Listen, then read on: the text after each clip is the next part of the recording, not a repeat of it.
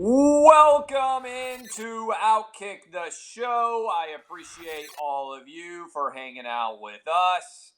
Tremendous success in the SEC over the weekend as the Southeastern Conference became the first college football conference to play all 14 teams in the same day. The Corona Bros are crushed beyond belief because every SEC stadium didn't just play, they had fans present.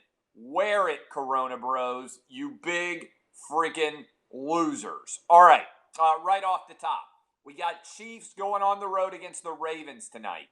If you go right now and sign up to gamble at fanduel.com/clay, that's fanduel.com/clay, you get 15-1 payout. If your state is not yet legal, if you go sign up right now, they will send you an email the minute that you are legally able to bet in your state. Michigan, Tennessee, lots of other states that are soon to be on the horizon. FanDuel.com/clay. The minute that you are able to sign up, you will have $1,000 to gamble with.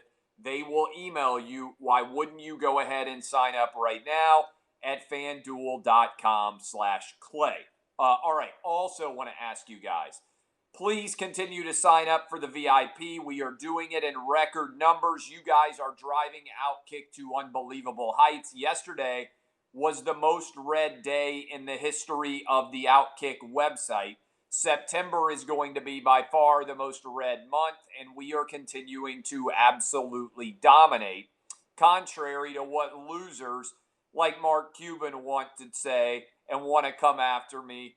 People used to feud with me who didn't have billions of dollars. I'll take feuds with billionaires. That is what is going on right now. All right, we got a lot to dive into, but I want to start off with what I thought was the biggest story of the weekend in college football or the NFL, and that was Mike Leach, the Mississippi Pirate, going on the road and taking down LSU as a 2+ touchdown underdog. KJ Costello goes for over 600 yards passing, 5 touchdowns. LSU had no idea what was going on. They nearly got 50 hung on them.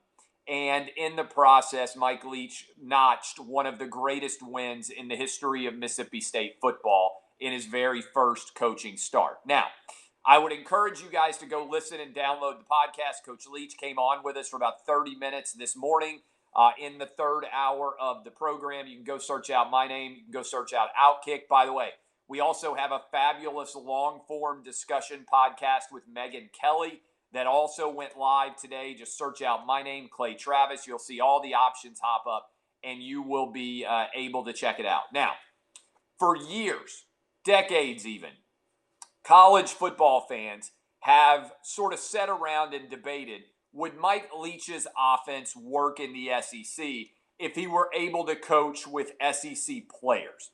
He was able to win at Texas Tech. He was able to win at Washington State. Would it work in the SEC?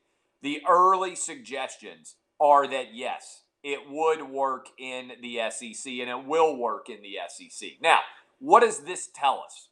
For LSU, I want you to think about this idea. Auburn won the national title in 2010, but they were just an okay football team. They weren't necessarily stellar across the board. They didn't have a great foundational depth of talent. They had one of the greatest single players in the history of college football in Cam Newton. He led them to a 14-0 record.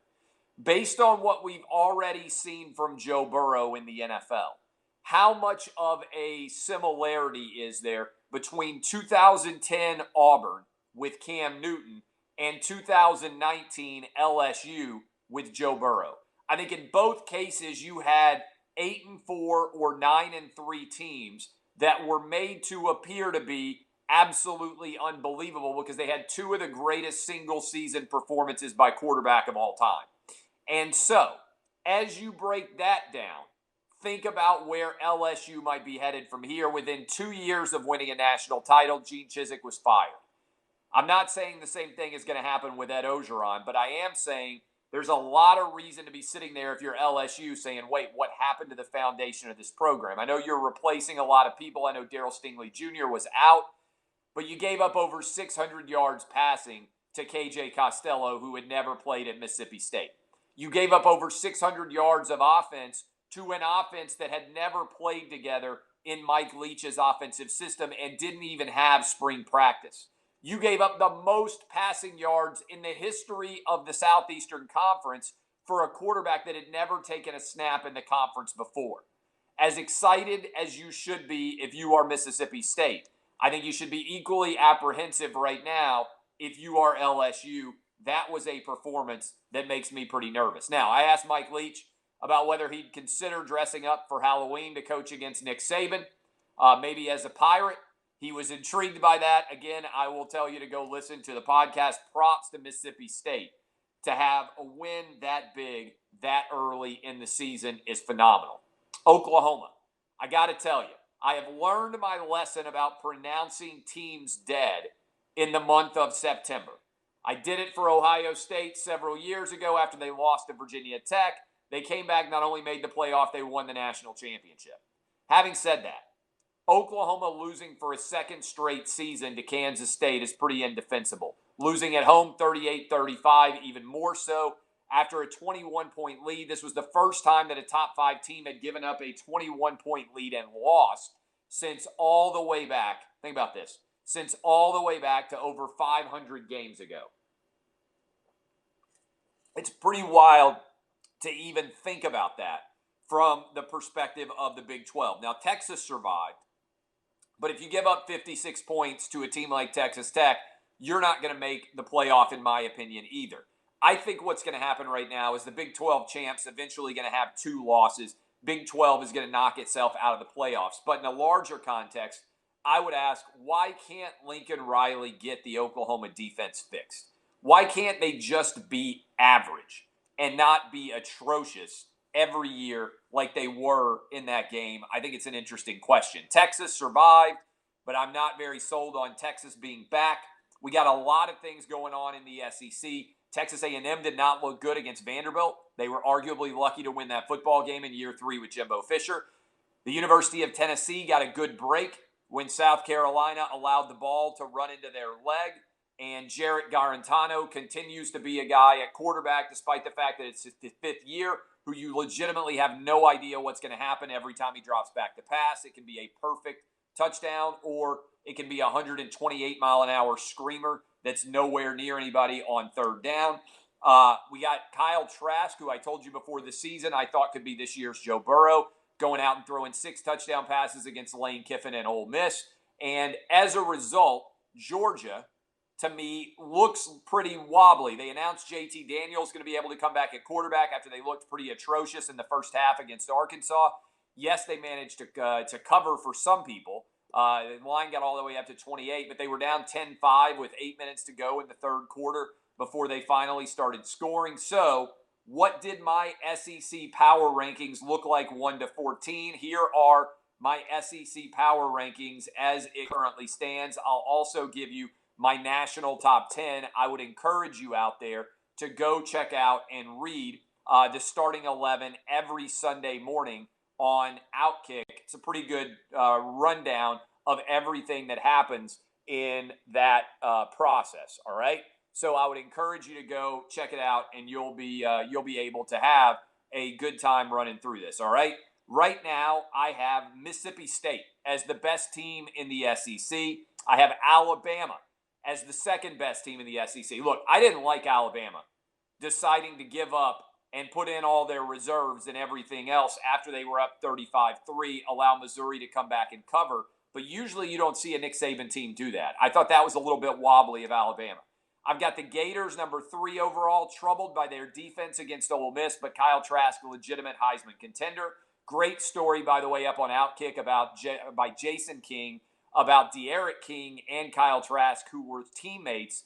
Trask was the backup to De'Aaron King. Now King is the quarterback of Miami, and Trask is the quarterback of Florida. Pretty wild to both come out of the same Texas high school. I've got Auburn, number 4 overall. Absolutely blown call.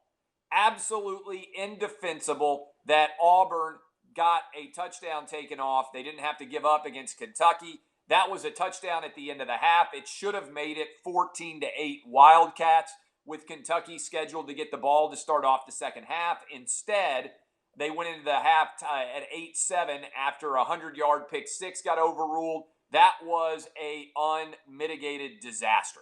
All right? That was a bad job by the SEC on that particular call, but I've got Auburn at number 4. I've got Georgia at number 5. Very questionable quarterback situation for the Bulldogs.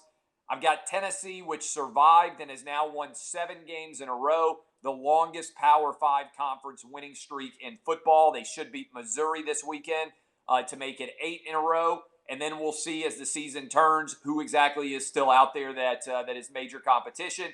Texas A&M, I have got at 7. Those are the 7 teams that all won. I've got Vanderbilt at 8, LSU at 9, Kentucky at 10, South Carolina at 11, Ole Miss at 12, Missouri at 13, and Arkansas as the 14th best SEC team. All right, what about my top 10? My OutKick top 10 nationwide right now, I got to tell you, Mississippi State, number 1 overall. I judge only based on the games that have taken place on the field. Mississippi State 1, Clemson 2, Alabama 3, Florida 4, Miami 5, Auburn 6, BYU 7, Notre Dame 8, Georgia 9, and the University of Tennessee I have got in the 10th spot. All right? Those are all of my takes right now on college football. I'll add one more. Did you see this story? It's crazy. At The Athletic, one of their woke writers at The Athletic tweeted after both Louisville and Kentucky lost. They were both underdogs, Louisville and Kentucky. Louisville lost to Pitt. Kentucky lost to Auburn. The woke writer at The Athletic tweeted, "This is karma for," everybody believes the intent there is Breonna Taylor. She tweeted that 2 college football teams lost and that the reason they lost was because of karma, and everybody only thought they could have. She deleted the tweet as she was talking about Breonna Taylor. That is next level woke stupidity. I feel like we need a woke person, dumbest woke person of the week perspective. And if we did that, it would be a neck-and-neck battle between Nicole Auerbach at The Athletic, who is a woke imbecile for that tweet, and Mark Jones, who is maybe the dumbest person who works at ESPN. Both of those guys deserve all of the woke condemnations, but that's an unbelievable statement to make. All right, what about right now in the NFL? What did we learn? The Cowboys and the Seahawks both don't have defenses, but Russell Wilson is going to be the MVP. The NFC East is an abject disaster and does not deserve to have a place in the playoffs this year.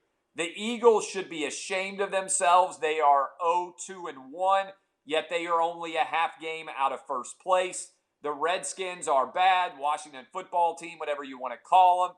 And beyond a shadow of a doubt, we don't have any talent whatsoever in terms of defense in Dallas right now, where the Cowboys are sitting at 1-2. New York, in general, whether it's the Giants or the Jets, 2 worst football teams in America. I don't even know how you watch either one of those teams played. The Falcons, I feel bad for any Falcons fan out there. The fact that you have lost 2 games in the fourth quarter that you led by 15 or more is unheard of. Dan Quinn has to go. Sometimes bad luck finally does fall apart. The Eagles should be ashamed for getting a tie against Joe Burrow and the Bengals. Credit to Joe Burrow for staying in there and taking some of the biggest shots known to man. Have the Bills and Josh Allen suddenly turned into an offensive juggernaut? I saw a stat that I couldn't believe. Josh Allen, the past 14 starts, 33 touchdowns, 3 interceptions. Let me repeat that. Josh Allen, the last 14 starts for the Buffalo Bills, 33 touchdowns, 3 interceptions. Your jaw just dropped too. your jaw just dropped and you were like, what? Is this actually real? 33-3 in the last 3 games. It's pretty unbelievable. I'm going to have to block a man. Like, look, we come on here. People are like, hey, how come you don't talk about politics? I've got an entire line of football topics that I'm going to talk about. And everybody's like, oh, how come you're not going to talk about politics? Like, what do you want from me? We got football going on. Tomorrow, if you want politics, I will do an immediate reaction to the debate and treat it like Game of Thrones. I will be live on Periscope. I will be live on Facebook, sitting right here, ready to break down everything that happens in the world of the presidential debate. I will be live for it. That's what I'm 100% going to talk about. But on Mondays, you are going to listen to my radio show. You are going to listen to my Periscope. You are going to listen to my Facebook. You are going to listen to everything that I do. And it's all going to be focused on football because it is football season. That's a promise from me to you. In football season, on Mondays, I'm going to talk about football. Okay? If you don't like that, you can go listen to someone else. You can go try to troll them. But beware, if Clay Kyle happens to look down and decide to wipe you out, you are going to be gone forever. I will say, I don't blame anyone for paying as low of taxes as they possibly can. I don't even know how this is a controversial story. Every year I go to my accountant and I say, make sure that I pay as little in taxes as I am legally obligated to pay. That is my goal every year. I would love to owe no money in taxes at all legally. That is my goal. It should be every human's goal. I want as much money in my pocket legally as possible and as little going to the federal government or the state government as possible. One reason that I'm proud to live in the great state of Tennessee is because we have no state income tax. I have worked a great deal over the years in California. I hate seeing 13% of my hard-earned dollars coming out of my paycheck simply because I have traveled to California to work. Okay? So, if you want my opinion on taxes, here it is. They should be as low as they possibly can be, and I want my own personal tax rate to be as low as it can possibly be too. That's my goal. That's what I try to do. That's what you should try to do. That's what every business owner on the planet tries to do. If you don't understand that, you are either a Marxist, a socialist, or so dumb that your brain does not work and you are rooting in favor of people taking money out of their wallet and throwing it away and lighting it on fire and giving it to the government, period. All right? There's my answer if you want it. Corona Bro tax loser. What I believe is that if you look at all of these teams out there are right now 6 teams that are 3-0. Tonight, we have got the Chiefs going on the road against the Ravens. A 7th team will move to 3-0. All right? Once that happens, we'll rank everybody tomorrow morning on the radio show. But right now, I would rank the 3-0 teams this way. I think the Packers right now are the best 3-0 team in America. They have scored 122 points in their first 3 games. That's the most they've ever scored. Aaron Rodgers looks like a man on a mission ever since Jordan Love got drafted. I love the Packers as the best 3-0 team. Second best 3-0 team, the Seahawks. They have no defense, but they have a quarterback who has thrown more touchdown passes through 3 games. I believe he's got 15 than anybody in the history of the NFL. I love what Russell Wilson is doing. I like the pairing with DK Metcalf. I think there is almost no stopping those 2 guys on the offensive side of the ball. They can't stop anybody in the opposite direction. The Bills. I just gave you an incredible stat about Josh Allen. 33 touchdowns, just 3 interceptions in his last 14 games. I've got the Bills as the 3rd best 3-0 team. I've got the Steelers, Ben Roethlisberger coming off the elbow injury. I've got them as the 4th best 3-0 team. Then I've got my Titans at 5-0. Sorry, at 5 the 5th best 3-0 team. All right? Titans, Stephen Gostkowski, as I have always said, nobody more clutch as a kicker than Stephen Gostkowski. He goes out and bangs through 6 field goals, including a 54 and a 55-yarder for the win. Now, here's the deal. The Titans could easily, however, be 0-3. But as your team figures out ways to win, sometimes you start to believe in yourself and put things together in the NFL. I have seen it happen a lot of times. This weekend, Titans against Steelers, will start to get an indication of how real both teams are. Next weekend, the Titans play the Bills, so you got back-to-back potentially undefeated opponents coming to Nissan Stadium. I'd be happy as a Titans fan if we could split, get to 4-1 through 5. I'd be ecstatic with that. 5-0 would obviously be incredible. In the 6th spot, I've got the Bears. Mitch Trubisky's been benched in favor of Nick Foles. The Bears could very easily be 0-3 as well. To me, when you look at those 3-0 teams, I am expecting tonight for the Chiefs to also become 3-0. Go right now to fanduel.com/Clay, and I would encourage you right now to go get hooked up and make sure that you take advantage of a 15-1 offer. If it's not legal in your state yet, they will let you know the minute that it becomes legal. FanDuel.com/Clay. I like the Chiefs plus 3.5, and I like the over here tonight. Chiefs plus 3.5. You give me Patrick Mahomes plus some points. No matter who they're playing, I want to take it, especially with an extra day to get ready. Massive Monday Night Football game, and I like the over in that scenario. I'm looking through all my lists to make sure that I talked about everybody. I think that I did. Those are all my takes from an awesome weekend of football. I sat down and started watching at 11 a.m. Central. I finished after 11 p.m., and then I watched NFL football all day as well. Tonight I'll be watching Monday Night Football. I'm excited about the Major League Baseball playoffs being back. I, again, am on the Chiefs plus 3.5 and the over tonight. We'll be talking about it on Fox Bet Live here in just a little bit. Right now, what time is it? I will be on there in about 45 minutes. I appreciate all of you. DBAP unless you need to SBAP. My name is Clay Travis. Kisses from me to you, especially kisses for all the haters. Thank you for making OutKick such a wild success. Like I said, the most successful day in the history of the site on Sunday. Please keep hating, and please keep clicking, and please keep making your boy richer and richer. Go sign up for the OutKick VIP, fanduel.com/Clay. 1,000 free dollars, and they'll also let you know as soon as betting becomes legal in your state, which could be fastly approaching in both Tennessee and in the state of Michigan. I'll see you guys. Love you.